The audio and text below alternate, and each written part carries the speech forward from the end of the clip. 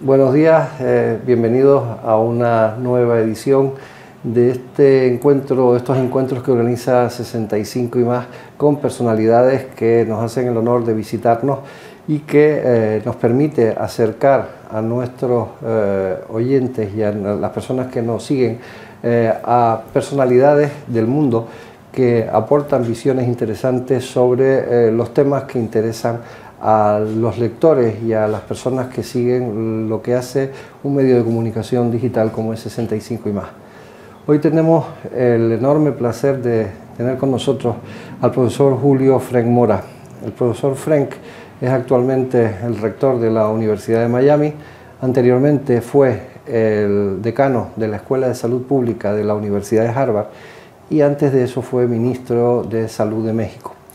El doctor Frenk es además un experto internacionalmente reconocido en temas de salud pública, es sociólogo y es demógrafo, con lo cual yo querría tener con él una conversación sobre todo en dos aspectos fundamentales que me parecen básicos para tener la suerte de poderlos tratar con un experto como él. Una es el aspecto relacionado con la salud pública de la población senior y el otro es la labor que puede hacer la universidad dentro de lo que es esa población que ha ido aumentando su expectativa y su esperanza de vida y que por tanto tiene también la posibilidad de poder seguir aprendiendo. Así que Julio, un placer enorme tenerte hoy con nosotros. Así que, gracias, José Ramón, muchísimas gracias. Y a mí me gustaría empezar un poco hablando de esos temas, es decir, de los temas vinculados con la salud de la población. Es decir, hay una evidencia de que estamos viviendo más.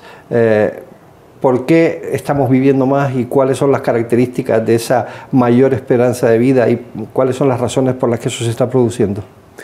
Bueno, en todo el mundo se está dando dos fenómenos que están relacionados pero son diferentes. Uno es el envejecimiento de las poblaciones y el otro es el envejecimiento de los individuos. Y aunque se relacionan, son diferentes. El envejecimiento poblacional tiene que ver con el aumento del porcentaje de personas de mayor edad dentro de la población general. Durante la mayor parte de la historia de la humanidad, prácticamente toda la historia de la humanidad hasta el siglo XX, había más niños que gente mayor. Era una pirámide, si uno ponía al número de gente en cada grupo de edad, había una base muy grande, nacían muchísimos niños, y se morían muchos niños también, y se seguían muriendo hasta que muy poca gente llegaba a edades avanzadas, era una pirámide. Y así fue, como digo, básicamente desde que aparecieron los humanos hasta el siglo XX. En el siglo XX empezaron a pasar dos cosas. Primero es que empezó a bajar la mortalidad de los niños. Y al bajar la mortalidad de los niños, eso le dio a las familias la seguridad de que podían tener menos niños. Y empezó a bajar la fecundidad, o sea, el número promedio de niños por mujer.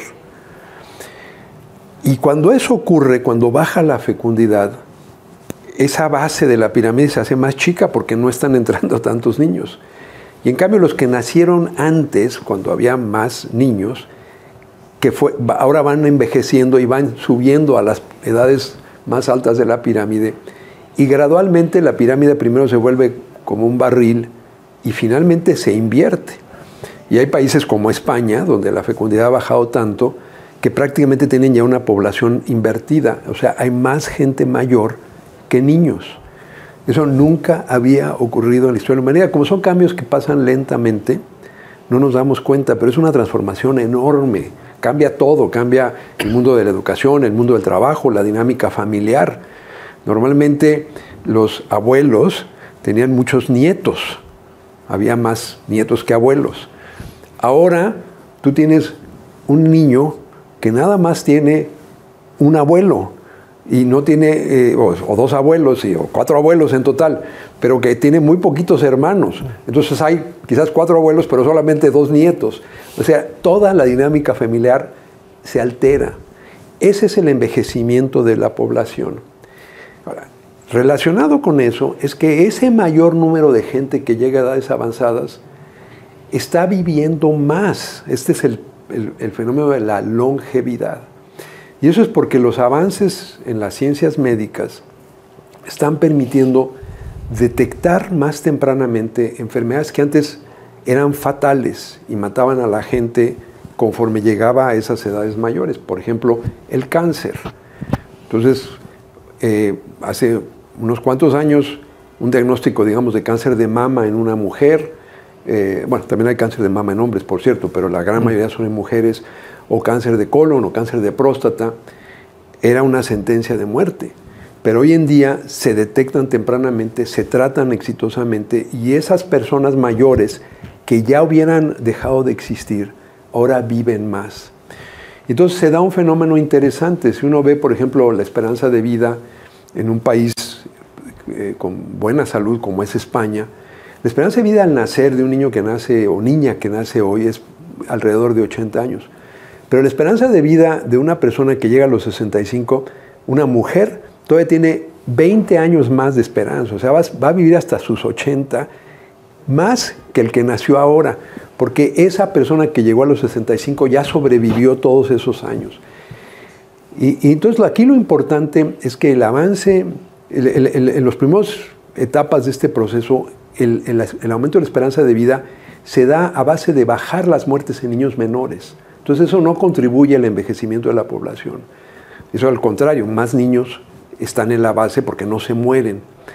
Pero en etapas más avanzadas, conforme la pirámide de población se va invirtiendo, los avances de la salud pública y la medicina hacen que la gente que llega a esas edades también viva más. Y ese es todo el secreto del envejecimiento saludable. O sea, no solamente basta que más gente llegue a edades avanzadas, sino que lo haga en mejores condiciones. Esa es la famosa frase de decir, agregarle más años a la vida y más vida a los años. Entonces, ese es un poco lo que ha ocurrido. Es una verdadera revolución social, nada más que no la experimentamos como tal porque ocurre lentamente. Pero cuando uno voltea la mirada desde principios del siglo XX ahora, las sociedades contemporáneas se ven completamente diferentes a como eran antes, sobre todo por la presencia mayor de gente en edad avanzada, que antes era una rareza y ahora es lo común, lo que todos esperamos. Y conforme más gente llegamos a esta edad, también tenemos más esperanza de vida de seguir si llevamos una vida saludable, con estilos de vida saludable, y si tenemos acceso a servicios de atención médica de alta calidad. Eso me lleva a una pregunta también interesante. Cuando uno analiza los llamados determinantes de salud, aquellos que Marc Lalonde puso en marcha en los años 70, había uno de ellos que era relacionado con el sistema de atención sanitaria. De alguna manera, ¿cómo influye eso? Y pienso ahora en el ejemplo español de cobertura universal de salud. En México, que tú pusiste en marcha el Seguro Popular, que dio cobertura a más de 55 millones de mexicanos que no tenían acceso a servicios sanitarios, versus Estados Unidos, donde básicamente el sistema pasa por la financiación privada personal de la asistencia sanitaria, es decir, no existe la cobertura y los presidentes que lo han intentado han fracasado estrepitosamente. ¿Cómo interpretas eso? ¿Cuál es realmente como determinante de la salud real de los individuos en poblaciones como las nuestras versus la población americana, por ejemplo? ¿Eso cómo lo ves? Bueno, digamos, la salud, que es no solamente la ausencia de enfermedad, sino es un estado de bienestar completo, es la definición de la Organización Mundial de la Salud, y tiene que ver más que nada con la capacidad de adaptarse al medio ambiente en el que uno vive. Entonces tiene muchos determinantes, hay determinantes sociales. Obviamente en las primeras etapas de la vida la buena nutrición es un gran determinante. El nivel de escolaridad de los padres y sobre todo de la madre es una de las mayores influencias en que un niño sobreviva y viva bien, porque una madre mejor capacitada va a criar mejor a esos hijos. Obviamente el padre también es importante, pero las mamás siempre son más importantes que los papás. Y lo digo como papá que soy. El tener empleo seguro, empleo que nos produzca cierta satisfacción vital, es un determinante. El hacer actividad física, el evitar hábitos como el fumar, la buena nutrición, todos esos son determinantes importantes, se les llama determinantes sociales de la enfermedad o de la buena salud. Al mismo tiempo, y no hay ninguna contradicción, tener un buen sistema de atención a la salud es fundamental. Un buen sistema de atención a la salud, en primer lugar, promueve estos hábitos saludables. En segundo lugar, previene la enfermedad, por ejemplo, con esquemas de vacunación. En tercer lugar, detecta tempranamente las enfermedades para que cuando ocurran no estén en estados avanzados. Y eso es sobre todo importante con enfermedades crónicas, como es el cáncer, es el ejemplo típico, pero también la diabetes. También los problemas de salud mental, que son muy prevalentes. 10% de la población quizás del mundo sufre depresión o ansiedad. Entonces estamos hablando de problemas de salud que son crónicos, que duran toda la vida, y que una detección temprana es la diferencia entre poder controlar ese problema y evitar que nos afecte toda la vida o que incluso nos mate. Entonces, un buen sistema de salud hace todo eso. También, cuando a pesar de todos los esfuerzos para promover hábitos saludables, prevenir las enfermedades y detectar temprano, ocurre un caso grave de enfermedad, un buen sistema de salud es clave en dar tratamiento oportuno sin barreras de acceso, sobre todo barreras financieras. Por ejemplo, problemas del corazón, que son una de las primeras causas de muerte. La diferencia que hay ahora en el pronóstico, si uno de nosotros tiene un infarto, si uno tiene acceso a un servicio médico de alta calidad, la sobrevivencia es varias veces mayor que si está uno sin acceso a esos servicios médicos. Entonces lo que necesitamos son sistemas que abarquen desde los determinantes sociales hasta la atención médica de alta calidad. Y esa atención médica tiene que ser accesible y universal. Es decir, hoy en las sociedades contemporáneas democráticas lo concebimos como un derecho humano fundamental, no como una mercancía, no como un privilegio, sino como un derecho. Entonces, debe ser una prioridad de todos los gobiernos garantizar el acceso a servicios de alta calidad con protección financiera, o sea, que la gente no se arruine económicamente por cubrir los costos de su atención. Eso es lo que significa pensar en la salud como un derecho humano. Claro que eso se une también al derecho universal a la educación, que por ejemplo durante la pandemia quedó también claramente tocado en algunos lugares donde probablemente por la brecha digital que existía en algunos países ricos versus algunos países pobres y porque de alguna forma a lo mejor no nos habíamos preparado para eso. ¿Tu experiencia en ese sentido cuál fue, por ejemplo, en México versus Estados Unidos o otros países? ¿Cómo fue esa experiencia con respecto a la educación en los diferentes niveles durante la pandemia? Bueno, sí, la pandemia produjo transformaciones realmente estructurales tanto en el sistema de atención médica y en el sistema educativo. En el sistema educativo llevó al cierre de escuelas y de universidades a todos los niveles del sistema educativo y la transición a esquemas de instrucción remota. Desgraciadamente hubo mucha desigualdad en el acceso, en primer lugar porque había mucha gente sin acceso a los servicios de internet necesarios para beneficiarse de eso, y segundo porque muchas escuelas y universidades no tenían realmente la tecnología para dar instrucción de alta calidad, porque la instrucción en línea puede ser como la instrucción en persona, muy mala o muy buena, depende de la calidad del material. Ahora, la pandemia, el beneficio que tuvo es que mostró que esas tecnologías se pueden poner al servicio. Y ahora lo que necesitamos hacer es usar esas tecnologías para ampliar el acceso a la educación. Lo mismo pasó con salud. Muchos centros de salud tuvieron que dar lugar a la telemedicina porque la gente no podía viajar. Y la telemedicina, que existía antes de la pandemia, se volvió un porcentaje mucho más alto. Ahora, a lo que tenemos que llegar en esta época post-pandemia es a lograr la mezcla idónea entre lo que requiere la presencia física y lo que sí se puede hacer con muy buena calidad de manera remota. Aquí el punto común es la calidad, sea de la educación o sea de la atención médica. Entonces la pandemia, de hecho, creo que ofrece oportunidades de usar esa experiencia, no para hacer lo mismo que hicimos en la pandemia, que era una emergencia, sino para aprovechar las plataformas tecnológicas con alta calidad y ampliar el acceso a servicios de salud y de educación de alta calidad. Y un poco profundizando más en ese tema sobre lo que nos enseñó la pandemia, una de las cosas que en su momento analizamos aquí fue que evidentemente la salud y la educación no eran temas en los que se podía ahorrar, es decir, los países que ahorraron en costes se vieron pagados por unos mayores índices de problemas. La tercera cosa que averiguamos aquí también era que los países que no investigaban suficientemente pues iban a la cola en cuanto a las vacunas y todas esas cosas, porque evidentemente los países que habían invertido dinero en investigación habían tenido una mayor facilidad para poder desarrollar ese tipo de cosas. ¿Cómo se vive eso desde Iberoamérica? Tú que eres de origen mexicano, pero vives en Estados Unidos, ese tipo de conceptos, por ejemplo, el concepto de lo que nos enseñó la pandemia y lo que no deberíamos volver a pasar, porque luego me referiré a la última cosa que nos pasó durante la pandemia, que fue la atención a los mayores, que eso aquí fue un problema serio. Pero entonces, en esas primeras cosas, ¿qué enseñanzas nos sacas de la pandemia y qué cosas no deberían volver a pasar si nos volviéramos a encontrar en esa situación?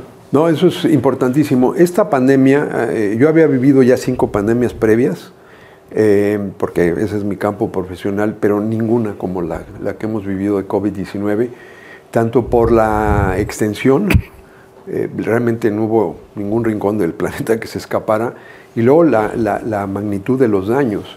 Se estima en la Organización Mundial de la Salud 20 millones de muertes en exceso, que es una barbaridad en pleno siglo XXI, que haya 20 millones de muertes en exceso.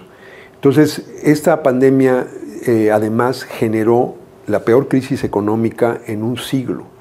Entonces, efectivamente, para los que toman decisiones de, por ejemplo, prioridades en los presupuestos públicos, creo que la gran lección es que si uno no financia, no invierte lo suficiente en salud, eso va a venir con un costo enorme.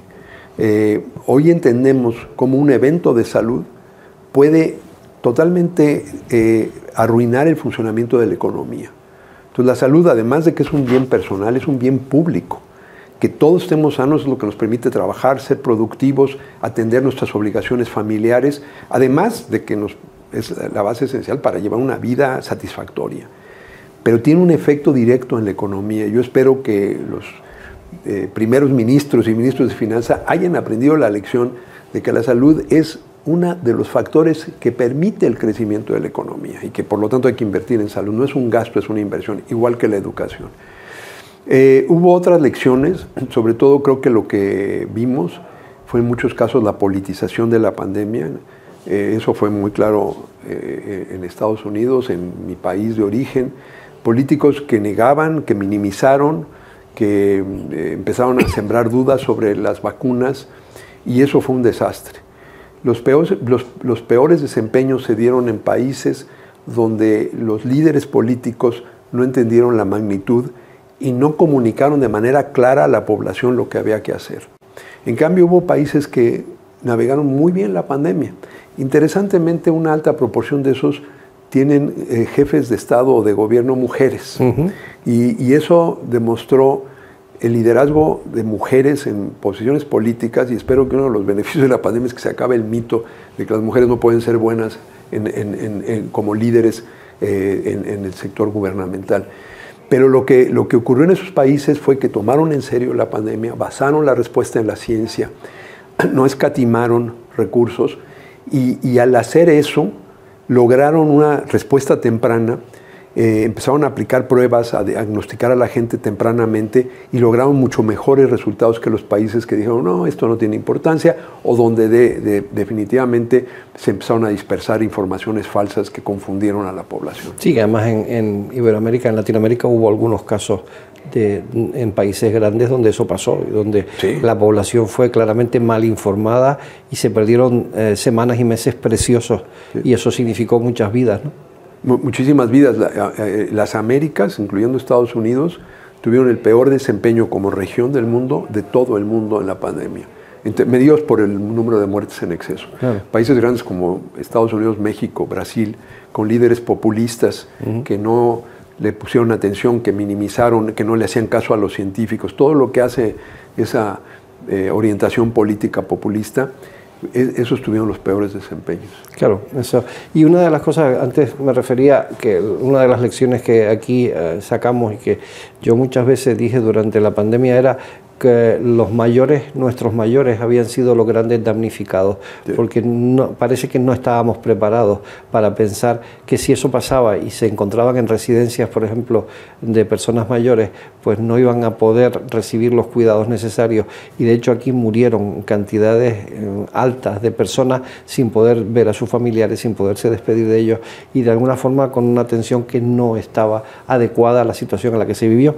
Entonces, y esa es otra cosa que es una lección que a nosotros nos quedó y que me gustaría saber tu opinión al respecto, porque básicamente nuestra audiencia, obviamente tenemos la audiencia mayoritaria de 65 y más es a partir de los 50 años, con lo cual, o sea que digamos desde los 50 hasta los 80, 85 tenemos gente que nos sigue, de manera que, ¿cuál es tu opinión sobre ese tema? Yo creo que ese fue quizás el aspecto más doloroso de esta pandemia, fue lo que ocurrió con los adultos mayores, sobre todo aquellos que vivían en instituciones de cuidados, porque efectivamente ahí fueron donde se dieron las tasas de mortalidad más altas. Había un riesgo ligado a la edad, inherente al tipo de virus que es, pero además puso en evidencia la debilidad de los arreglos sociales para proteger a nuestra población. Y en lugares donde, por ejemplo, se tomaron decisiones sin base en la ciencia y de pronto se reabrieron las actividades económicas de manera prematura, eso puso en riesgo a mucha gente mayor. Yo creo que la economía se tiene que reabrir, se tiene que reactivar, pero hay que hacerlo de la mano de las medidas de salud. Uno de los efectos negativos de la pandemia fue contraponer el objetivo de reactivar la economía con el objetivo de proteger la salud como si fueran objetivos contrarios. Y deben ser objetivos totalmente armonizados. Uno no puede abrir la economía a expensas de causar grandes daños, sobre todo a la gente mayor, que finalmente son una parte activa de la economía. Aún la gente que está jubilada son consumidores muy importantes. Además, la mayoría de las personas en ese grupo están todavía activos y aportan a la economía. Entonces hubo esa falla. Por el contrario, no debe uno de mantener la economía cerrada cuando ya no es necesario, porque eso no protege a la salud. Confinar a la gente más de lo que necesita, de hecho, es contrario a su propia salud. Entonces, creo que una de las grandes lecciones es que tenemos que entender que los objetivos económicos y los objetivos de protección de la salud van de la mano y no deben verse como antagónicos. Y creo que, espero que esa sea una de las lecciones que aprendamos para futuras pandemias. Esperemos que si vuelve a pasar alguna cosa de esas y nos toca vivirla, que todo esto que hemos aprendido pues nos sirva. Y a mí me gustaría acabar esta entrevista con la otra faceta que tienes actualmente, que es la de rector de la Universidad de Miami, es decir, ¿cómo ves tú el mundo, digamos, docente universitario para las personas de más de 50 años? Porque claro, aquí tenemos un problema, o sea, en muchos aspectos parece que cuando a alguien lo jubilan, digo lo jubilan y no se jubila, o sea, cuando lo obligan a dejar el mercado laboral, parece que la vida se terminó, y de hecho, bueno, ya sabemos, y hay estadísticas que dicen que hay un porcentaje alto de personas que se suicidan porque de personas de edad que se suicidan porque su vida ya no tiene sentido. Entonces, a mí desde la perspectiva de un rector de una universidad tan prestigiosa e importante como la Universidad de Miami, ¿cuál es la visión que tienes sobre esa especie de aprendizaje continuo que probablemente dará ilusión y esperanza a muchas personas que han abandonado o les han hecho abandonar el mercado laboral?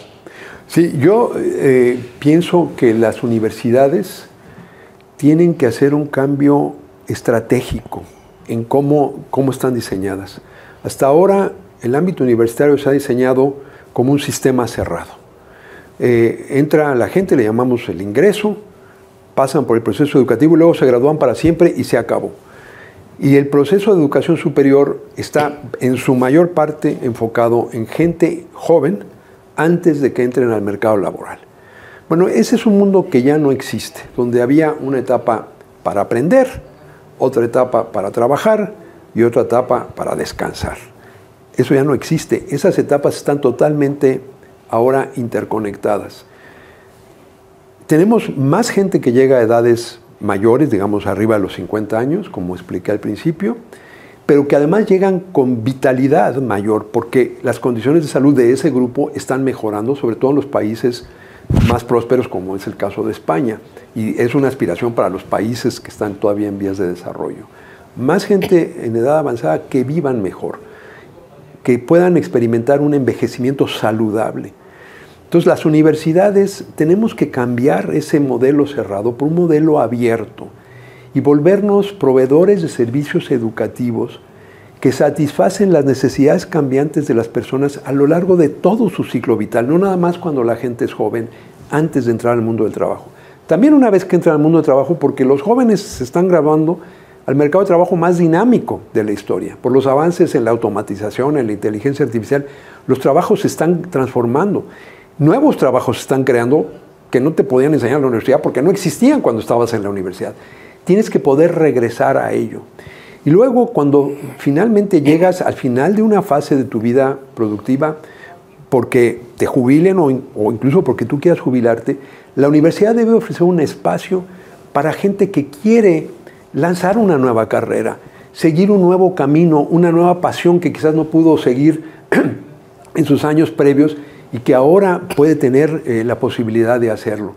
Yo creo que una universidad concebida como un espacio abierto, donde gente de todas las edades, de todas las generaciones, entran y salen múltiples veces a lo largo de su vida, y no nada más vienen al espacio universitario, sino el espacio universitario los encuentra donde sea que ellos están ahora, ellos y ellas. Y aquí es donde la tecnología nos ayuda, plataformas de educación a distancia, pero de muy alta calidad, no nada más grabar una conferencia, sino dar toda la producción que nos permite ahora la tecnología. Entonces, tanto abrir el espacio universitario como hacer que la universidad llegue a donde las personas se encuentran a todo lo largo de la vida. Yo creo que particularmente el grupo senior es una posibilidad enorme. Insisto, gente que quiere lanzar una nueva fase de su carrera, que quiere seguir una afición, vocación que quizás no pudo hacer en la primera etapa, o que simplemente quiere mantenerse activa intelectualmente, mantener su curiosidad, seguir explorando ámbitos y crear relaciones con otras personas que van al espacio universitario. Yo le llamo eso educación de por vida.